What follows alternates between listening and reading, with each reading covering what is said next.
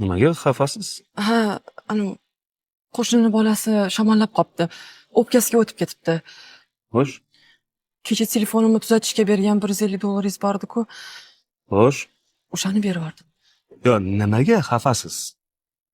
Qo'shni bolasi kasal bo'lganigami yo $150gami? Nimaga xafasiz? Qo'shnini bolasi kasal bo'lgan ekan.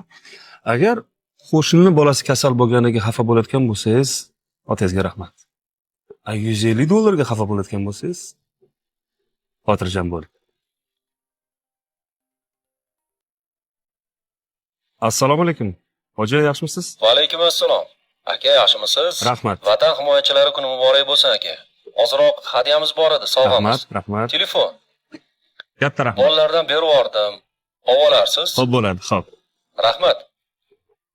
Qanaqa telefon ekan? Aniq 16. Qayerdan bildingiz? Hozir.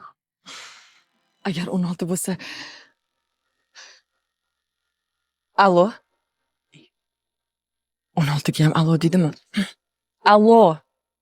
Da, Nazo eshitaman. Param! iPhone 16 Pro Max. Otajonisi. Menga berasiz, to'g'rimi? Endi buni menga hadya qilishdi. Demak, bu meniki. Men xohlagan odamga berishim mumkin. Ya'ni menga. Rahmat. Voy, buncha yaxshi. Voy.